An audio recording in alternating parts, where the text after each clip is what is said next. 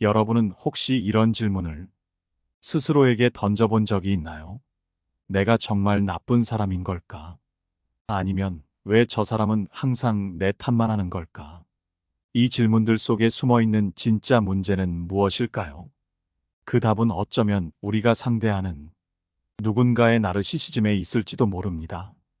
우리는 일상에서 다양한 관계 속에서 살아갑니다. 가족, 친구, 연인, 직장 동료까지 그들 중 한 사람은 이상하리만큼 자신만을 중심으로 생각하고 남을 조종하거나 상처를 주며 결국 모든 상황을 자신의 유리한 쪽으로 돌리려 할지도 모릅니다. 그런 사람을 우리는 흔히 나르시시스트라고 부르죠. 하지만 그들은 대체 왜 그렇게 행동하는 걸까요? 그리고 우리는 어떻게 해야 그들에게 휘둘리지 않을 수 있을까요? 먼저 한 사연을 들어보겠습니다.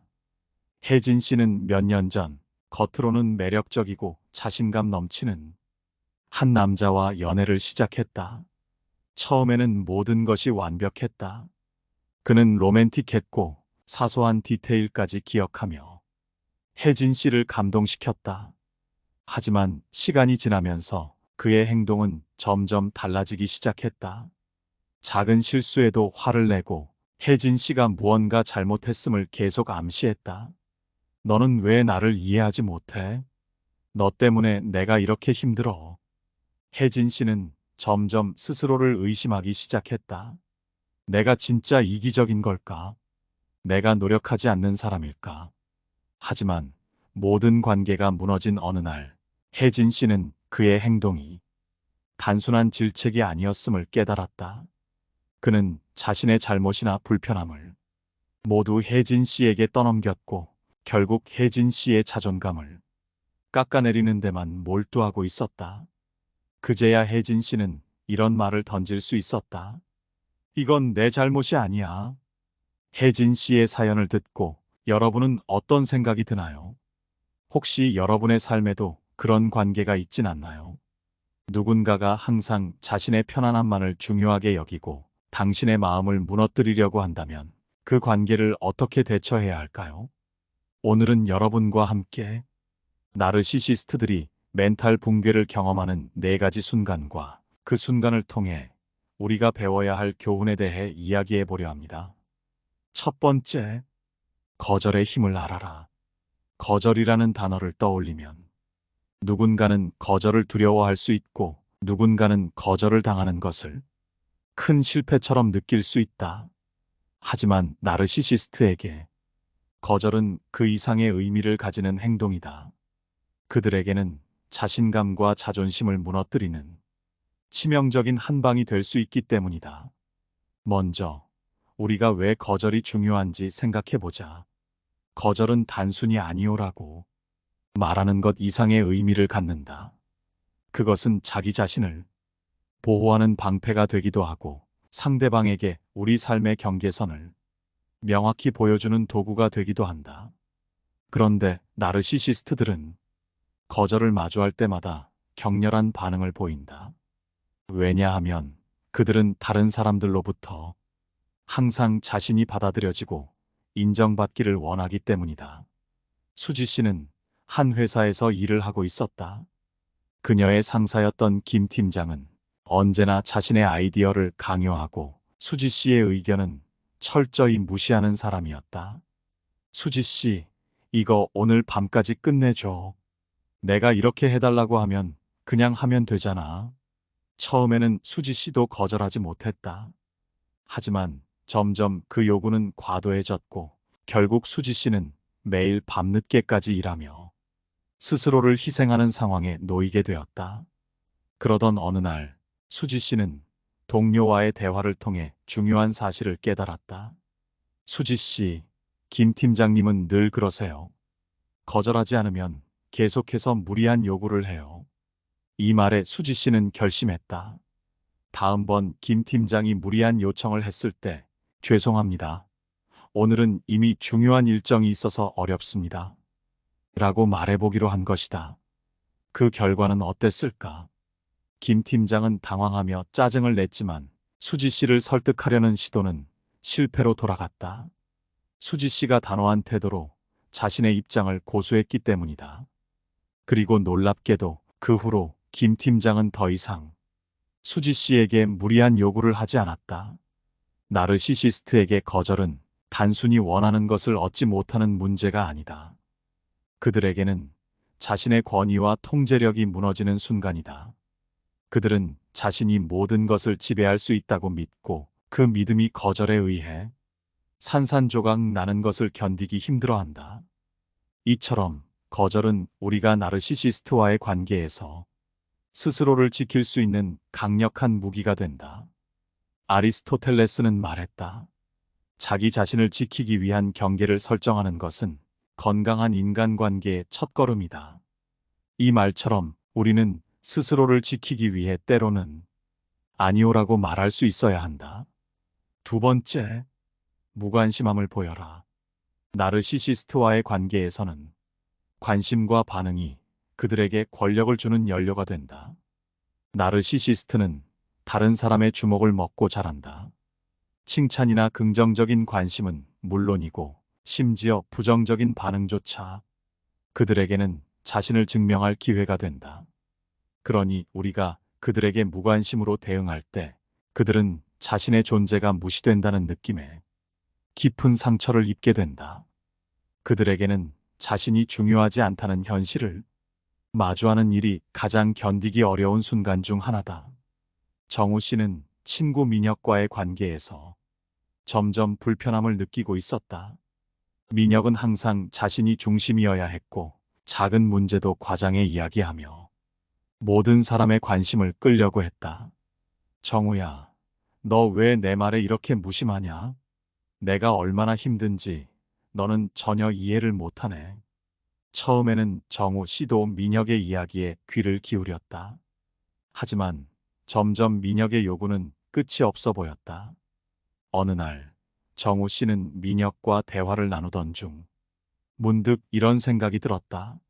내가 아무리 애써도 이 사람은 나를 배려하지 않는데 왜 나는 그의 감정에 이토록 휘둘려야 할까? 정우 씨는 작은 실험을 해보기로 했다. 민혁의 지나친 이야기나 과장된 표현에 대해 더 이상 반응하지 않는 것이다. 민혁이 이번에도 내가 제일 잘했지 않냐라고 물었을 때 정우 씨는 단순히 그랬구나라는 반응만 보였다. 예전처럼 과도하게 맞장구를 치거나 그의 감정적 요구를 받아주지 않았다. 처음엔 민혁이 당황하며 계속 정우 씨를 자극하려 했지만 정우 씨는 꾸준히 침착하게 무관심한 태도를 유지했다. 놀랍게도 몇 주가 지나자 민혁은 정우 씨를 통해 자신을 증명하려는 시도를 멈췄다. 그리고 정우 씨는 스스로를 더 이상 민혁의 감정적 요구에 소모되지 않도록 지킬 수 있었다. 무관심은 단순히 상대방을 무시하는 것이 아니다. 그보다는 우리가 더 이상 상대방의 요구나 행동에 휘둘리지 않고 자신의 감정을 주도적으로 다스리는 것을 의미한다. 나르시시스트는 무관심 앞에서 자신이 더 이상 영향력을 행사할 수 없다는 사실을 깨닫는다. 그들에게는 이것이 치명적인 타격이 된다. 심리학자 존 보울비는 이렇게 말했다. 사람은 자신의 감정을 스스로 통제할 때 진정으로 자유로워질 수 있다. 이 말처럼 우리의 감정을 우리가 주도적으로 다스릴 때 나르시시스트의 영향력에서 벗어나 자유로워질 수 있다. 세 번째, 진실을 드러내라. 살면서 누구나 한 번쯤은 진실을 외면하고 싶은 순간을 맞닥뜨린 적이 있을 것이다. 그 진실이 너무 아프거나 혹은 자신의 자존심을 건드리는 것이었기 때문이다. 나르시시스트에게는 이 진실이 더 큰 폭탄처럼 작용한다. 왜냐하면 그들은 자신의 허상을 유지하기 위해 사실보다는 자신이 꾸며낸 이야기에 의지하기 때문이다. 나르시시스트의 특징 중 하나는 자신을 과대평가하며 스스로를 실제보다 더 대단하게 보이도록 포장한다는 것이다. 그들은 자신의 허상에 타인의 동의를 얻음으로써 힘을 얻는다. 하지만 누군가가 그들의 주장을 논리적이고 냉정하게 반박하거나 그들이 감추고 싶어하는 진실을 드러낼 때 그들의 심리적 균형은 크게 흔들린다. 혜림 씨는 직장에서 나르시시스트 동료 민경 때문에 어려움을 겪고 있었다. 민경은 팀 내에서 언제나 자신의 공로를 과장하며 다른 사람의 노력은 은근히 깎아내렸다. 특히 회의 시간마다 내 덕분에 이번 프로젝트가 성공했어요. 제가 아니었으면 우리 팀은 이 정도 성과를 내지 못했을 거예요. 라며 자신을 칭송했다. 처음엔 모두가 민경의 말에 박수를 쳤지만 혜림 씨는 민경의 말에서 이상한 점을 느꼈다. 민경의 주장과 실제 성과가 너무나 달랐기 때문이다. 어느 날 혜림 씨는 프로젝트 결과 보고서를 준비하면서 팀원 각각의 기여도를 명확히 기록해 발표했다. 그 과정에서 민경의 기여는 미미했으며 팀의 성과는 모두의 노력 덕분임을 강조했다. 발표가 끝나자 민경은 불편한 표정을 숨기지 못했다.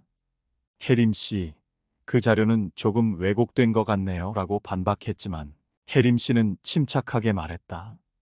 이 자료는 사실에 기반한 것이고 모든 데이터는 우리가 함께 정리한 회의록에 근거한 거예요. 혹시 수정해야 할 부분이 있다면 같이 검토해 볼까요? 민경은 더 이상 말하지 못하고 침묵했다. 왜 진실은 그들에게 치명적인가? 진실은 나르시시스트의 허상을 깨는 도구다. 그들은 자신이 만들어낸 이야기 속에서만 자신을 강하다고 느끼기 때문에 그 이야기가 무너지는 순간 자신감도 함께 무너진다. 게다가 진실은 감정에 의존하지 않기에 그들이 가장 잘 활용하는 감정적 조작을 무력화시킨다. 고대 그리스 철학자 디오게네스는 이렇게 말했다. 진실은 언제나 그 자체로 충분한 힘을 가진다. 이 말처럼 우리도 진실을 무기로 삼아 나르시시스트에게 휘둘리지 않는 방법을 익혀야 한다. 네 번째, 명확한 경계를 설정하라. 우리는 모두 한계를 가지고 있다. 감정적, 물리적, 심리적 에너지에는 분명한 한계가 있다. 그런데 나르시시스트는 이 한계를 무시하고 심지어 경계를 침범하려고 한다. 경계란 무엇인가? 경계는 자신을 보호하기 위한 심리적 울타리다. 자신의 가치, 시간, 에너지를 스스로 결정하고 지키기 위해 필요한 것이다. 나르시시스트는 주로 이 경계를 허물기 위해 감정적인 압박을 가하거나 상대를 죄책감에 빠뜨리는 전략을 사용한다. 이 때문에 경계를 세우는 것은 매우 중요한 방어책이 된다. 지수 씨는 5년 동안 친구 수연과 친하게 지냈다. 하지만 시간이 지날수록 수연의 행동에서 이상함을 느꼈다. 수연은 항상 자신의 문제를 들어달라고 요구했고 자신의 의견을 무조건 지지하지 않으면 화를 냈다. 지수 씨가 피곤하거나 일이 바빠 거절하면 너 진짜 이기적이다라며 공격적인 말을 하기도 했다. 지수 씨는 점점 에너지가 고갈되었고 수연의 요구를 들어주지 못하면 죄책감을 느끼는 자신을 발견했다. 그러던 어느 날 심리 상담을 통해 경계를 세우는 방법에 대해 배우게 되었다. 상담사는 이렇게 말했다. 수현과의 관계에서 자신의 경계를 분명히 하고 그 경계를 지키는 것이 중요합니다. 그리고 그 과정에서 죄책감을 느끼지 않아도 됩니다. 왜냐하면 그건 여러분이 잘못한 게 아니라 상대가 스스로 책임져야 할 문제이기 때문입니다. 지수 씨는 상담사의 조언을 실천에 옮겼다. 수현이 힘든 이야기를 늘어놓으며 도움을 요청했을 때 지수 씨는 이렇게 답했다. 미안하지만 지금은 내가 그 문제를 도와줄 수 없는 상태야. 너에게 시간을 내주고 싶지만 내가 먼저 쉬고 회복해야 할 필요가 있어. 수현은 처음엔 지수 씨를 비난했지만 지수 씨는 흔들리지 않았다.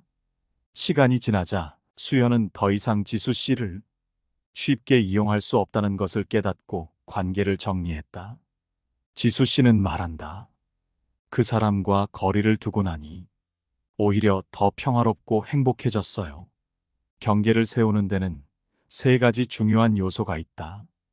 첫째, 자신의 한계를 인식하기. 자신이 감당할 수 있는 범위를 명확히 알아야 한다. 둘째, 명확하고 단호하게 표현하기. 상대에게 자신의 한계를 알리는 말을 단호하게 해야 한다. 셋째, 상대의 반응에 흔들리지 않기. 상대가 감정적으로 조작하려 할 때 흔들리지 않아야 한다. 니체는 이렇게 말했다. 당신의 삶을 지키기 위해 당신의 고독과 침묵을 존중하라. 나르시시스트에게 흔들리지 않기 위해 자신의 경계 안에서 온전히 자신을 지켜야 한다. 다섯 번째, 칭찬하지 마라. 나르시시스트는 심리적으로 미성숙한 상태에 머물러 있는 사람이라고 할 수 있다. 그들은 자신이 언제나 최고의 자리에 있어야 한다는 생각에 사로잡혀 있으며 이를 증명하기 위해 다른 사람들을 헐뜯거나 잘못된 소문을 퍼뜨리기도 한다. 이러한 행동은 자신이 우월하다는 인식을 유지하려는 목적에서 비롯된다. 나르시시스트의 이러한 태도를 제어하기 위해서는 그들에게 특별한 대우를 해주지 않는 것이 중요하다. 그들은 주변 사람들로부터 특별한 취급을 받음으로써 자신의 가치를 더욱 부풀리려 하며 그것을 통해 자신의 자만심을 키우려 한다. 하지만 이런 특별한 대우는 오히려 그들의 거만함을 강화시킬 뿐이므로 그들의 잘못된 행동을 멈추게 하기 위해서는 그들에게 칭찬하거나 과도한 관심을 주지 않는 것이 필요하다. 특히 나르시시스트가 자신을 자랑하거나 잘난 척을 할 때에는 그들의 말을 가볍게 넘기거나 무관심한 태도를 보이는 것이 효과적이다. 이렇게 하면 그들은 자신이 주목받지 못하고 있다는 사실을 느끼게 되어 자만심을 더욱 부추기는 것을 방지할 수 있다. 또한 그들의 자랑을 더 뛰어난 사람과 비교함으로써 무색하게 만드는 것도 하나의 방법이 될 수 있다. 이를 통해 나르시시스트는 자신이 항상 최고가 아니라는 사실을 조금씩 인식하게 될 것이다. 하지만 이러한 대응 방식은 나르시시스트의 근본적인 태도를 바꾸기보다는 그들이 더 이상 문제를 일으키지 않도록 일시적으로 제어하는 데 도움이 된다. 그들의 행동이 언제든지 다시 나타날 수 있기에 그들을 제압한 이후에도 일정한 거리를 두는 것이 중요하다. 이런 사람들과의 관계에서는 명확한 경계를 설정하고 그들이 더 이상 부정적인 영향을 미치지 못하도록 하는 것이 가장 효과적인 대응 방법이다. 여섯 번째, 같이 싸워주지 마라. 나르시시스트를 비참하게 만들고 이들이 더 이상 덤비지 못하게 만들려면 이들과 같이 싸워주지 마라. 나르시시스트는 다툼을 즐긴다. 물론 승자는 항상 자신이 되어야 한다. 나르시시스트는 작은 일에도 쉽게 화를 낸다. 그 이유는 화를 내게 되면 상대방은 움츠려들고 대화를 자신이 원하는 방향으로 이끌어 나갈 수 있기 때문이다. 그렇기에 이들을 이해시키려 하거나 굳이 대응하면 상황은 더 나빠질 수 있다. 그들과 싸우지 말고 피하는 것이 최선이다. 만약 그들과 대화가 시작되면 그들은 항상 상대방이 잘못했다고 주장할 것이다. 이때 절대 그들의 함정에 빠지지 말아야 한다. 이들과 말다툼을 시작하는 순간 이들의 머릿속에는 이미 자신이 이긴 그림이 있기에 억지를 부려서라도 말다툼에서 이기려고 한다. 그렇기에 다투지 말고 어린아이를 훈계한다고 생각하라. 이들이 가장 고통스러워하는 것은 타인의 무시이다. 애초에 상대조차 할 가치가 없는 사람처럼 아이 취급하며 단호하게 무시하라. 상대방의 관심을 먹고 사는 나르시시스트에게 무시는 참을 수 없는 굴욕이자 다시는 겪고 싶지 않은 고통이다. 이들이 너가 잘못했잖아 라고 따지면 아 그렇구나 라고 대답하라. 나르시시스트는 잘못해놓고 그게 무슨 태도야? 라고 말하면 말이 통하는 사람과 말을 해야지 말도 안 통하는 사람이랑 어떻게 말을 해? 라고 대답하면 그만이다. 굳이 같이 열내면서 싸우거나 자신의 잘못을 인정하며 변명할 필요 없다. 이들과 감정적으로 대해서 이길 수 있는 사람은 거의 없다. 그들은 언제나 자신이 옳다고 믿기 때문에 우기고 거짓말을 써서라도 이기려고 든다. 그들과 논쟁하는 것은 무의미하다. 그들에게서 멀리 떨어지는 것이 가장 현명한 선택이다. 우리는 나르시시스트와의 관계에서 조심해야 한다. 그들이 화를 내기 시작하면 우리는 그 상황에서 벗어나야 한다. 그들과의 논쟁은 우리에게 스트레스만 줄 뿐이다. 적당한 거리를 유지하면서 그들과의 관계를 관리하는 것이 중요하다. 7번째, 감정적으로 대하지 마라. 감정적으로 대하지 마라. 나르시시스트를 대할 때는 감정적으로 반응하지 않는 것이 중요하다. 나르시시스트는 상대방의 감정을 자극하여 상대방의 이런저런 반응을 끌어내려 한다. 그러므로 이러한 사람들과 마주할 때는 반드시 냉정을 유지해야 한다. 그들 앞에서는 자신의 감정을 절제하고 침착함을 유지하는 것이 필수적이다. 나르시시스트는 상대방의 분노를 보고 그들이 이겼다고 착각한다. 그들은 상대에게 불안과 공포를 주며 그들의 마음을 마음대로 조종하려는 악의적 의도를 품고 있다. 그러므로 그들에게 화를 내거나 감정적으로 반응하게 되면 그들의 행동을 오히려 부추길 위험이 커진다. 그들은 당신이 자신에게 지배당하고 있다고 느낄 수도 있다. 그렇기에 그들과 대화할 때는 차분함을 잃지 않고 감정을 드러내지 않는 것이 중요하다. 이런 태도는 그들에게 예기치 않은 반응으로 다가올 것이다. 당신의 감정을 알 수 없는 담담한 태도에 그들은 당신을 조종하기가 어렵다는 것을 깨닫게 된다. 이러한 무관심은 나르시시스트의 의도를 무력화하는 효과를 가져온다. 더불어 나르시시스트와의 관계에서 멀어지는 것도 고려해야 한다. 그들과의 관계는 종종 당신의 정신 건강에 해로운 영향을 미칠 수 있다. 그러므로 스스로를 보호하기 위해서는 그들과의 거리를 두는 것이 필요하다. 또한 가까운 사람들과 긍정적인 관계를 유지하는 것도 인간관계에서 힘을 얻는 중요한 방법이다. 나르시시스트의 행동에 휘둘리지 않으려면 자신을 믿고 자신의 가치를 높이는 활동에 더더욱 집중하는 것이 낫다. 예를 들어 새로운 취미를 찾거나 독서를 통해 지식을 쌓는 것이 좋다. 이러한 활동들은 당신의 자존감을 높이고 나르시시스트의 부정적인 영향을 최소화하는 데 도움이 될 것이다. 스스로의 가치를 아는 것은 이들에게 휘둘리지 않는 중요한 자산이 된다. 나르시시스트와의 관계에서 벗어나려면 감정적으로 대응하지 않고 차분한 태도를 유지하는 것이 유효하다. 그들의 말에 흔들리지 않고 자신의 길을 걷는 것이 필요하다. 당신의 감정은 소중하며 그것을 지키는 것이 가장 우선이다. 나르시시스트의 세상에서 벗어나 자신의 행복을 찾아 나서는 것이 중요하다. 결국 나르시시스트와의 관계에서 자리를 잡고 자신의 가치를 지키는 것은 당신의 삶을 더 풍요롭게 만드는 길이다. 오늘은 나르시시스트에게 휘둘리지 않고 스스로의 삶을 지키는 방법에 대해 이야기해 보았습니다. 우리 모두는 존중받고 사랑받아야 할 존재입니다. 나르시시스트의 조작과 행동에 흔들리지 않기 위해 스스로를 이해하고 건강한 경계를 세우며 자신의 가치를 믿는 것이 중요합니다. 철학자 니체는 이렇게 말했습니다. 자신을 사랑하는 법을 아는 사람만이 타인을 사랑할 줄 안다. 이 말처럼 여러분이 스스로를 더 아끼고 사랑할 때 더 건강하고 의미 있는 관계를 만들어갈 수 있을 것입니다. 오늘 알아본 지혜가 여러분께 작은 위로와 깨달음을 드렸기를 바랍니다. 오늘 지혜를 통해 느낀 점이나 여러분만의 경험을 나누고 싶으시다면 댓글로 남겨주시면 정말 감사하겠습니다. 좋아요와 구독해 주시면 큰 힘이 될 것 같습니다. 늘 시청해 주셔서 감사드리며 영상은 이만 마치도록 하겠습니다. 감사합니다. 깨달음의 광